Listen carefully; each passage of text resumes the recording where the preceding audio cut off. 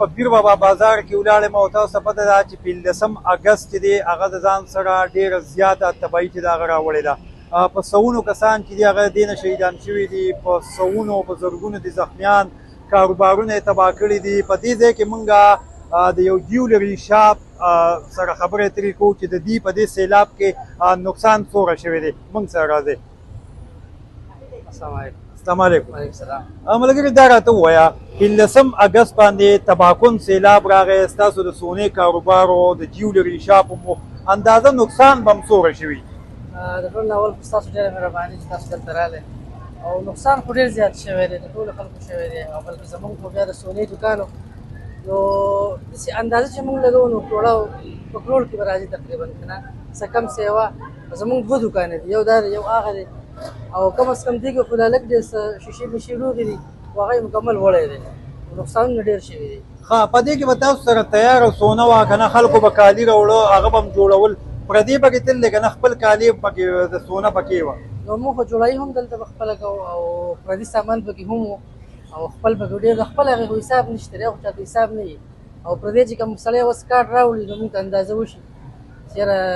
پلانکي سړي په کوم تللی دی خو څه خو ریکور وه زموږ سره تجربه وي پای کې څه ریکور وه خو خامخا هر شی خو سړی زیات نشي رسولی که نه. دا راته مو ووایې دا سونه وه او شټر ورپسې برخل بنو په دې خټو مټو کې دا سونه چې دنه هغه واغږلې شوه غوندې د دغې د صفایۍ کېږي صفا کېږي دا سونه که نه؟ زما سره ویډیو شته ما پکې څه لږ ریکارډینګ کړی دی نو هغه داسې زره زره چې کوموي دی هغې ته مونږ چلایي وایو نو هغه داسې په لاس نه راځي. مونږ پسې دا کسان راوستي وو چک یې کړه نو څه پکې ونه خو هلک ځای کې پاتې وه د هغې د وجې مونږ هغه بوجو ته واچوله اوس دوا کوو چې لږ پکې ریکور شي. ښه او د دې د لیکلو میکلو دپاره څوک راغلي وو یا حکومت چې هغه 5 لاک روپۍ ورکولې ستاسو د سونې کاروبار د 5 لاک روپۍ خو لګوونکي مومې زیره هېڅ هم نه دي خو برخه له هغې درکړي دي که نه؟ نو پروسس خو یې کړی دی او راغلي وو خو 5 لاک روپۍ ستا خبره هېڅ هم نه دي خو کم از کم دا شیشه دا به مې وشي او که حکومت زموږ سره نور تعاون وکړو نو ډېر شکریا به وي خو تاوانونه ډېر شوي نو 15 لک روپۍ زموږ دپاره لکه نامناسب ده ځکه چې یو عام دوکاندار لم 15 لکه او زرګر له یا داسې غټ کړه یا نسټور والا له لم 15 لک روپۍ ورکوي نو دا مناسب نه ده که نه. ستا اپیل کوې چې لکه مطلب څومره امداد تاسو سره وشي نو دومره ده چې هغه لاړه به مې تېره شي. یاره ما خو تاوان تاسو ته ووایي چې دومره شوی دی د دې په نیمه هم راکړي نو مونږ به ایله ساه واخلو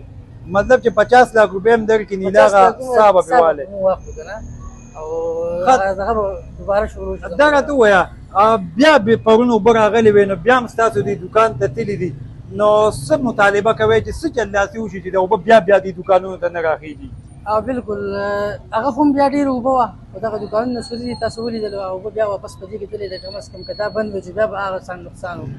او حکومت له پکار ده چې دا خول تش کړي کومل یې تش کړي دا پلونه په بل ډیزاین کې دې ته ونښلي دي او دا اوبه په دغه سایډ باندې راځي دوی له پکار ده چې د خړو د تش کړي او دا پل په نوي ډیزاین باندې دغه کې نو دې لپاره به مطلب دا اوبه بازار بیا به ملګرو د اشرف بھائی خبرې اترې تاسو واورېدې. اشرف بھائی په پیر بابا بازار کې د سونې د زرګرۍ د جیولري کاروبار کې وي چې زموږ دوه دوکانه دي په یو دوکان کې هم د کروړ د پاسه نقصان شوی دی او دغه ځای کې بل دوکان دی په هغې کې هم شوی دی خو دا خطره لا اوس هم موجوده ده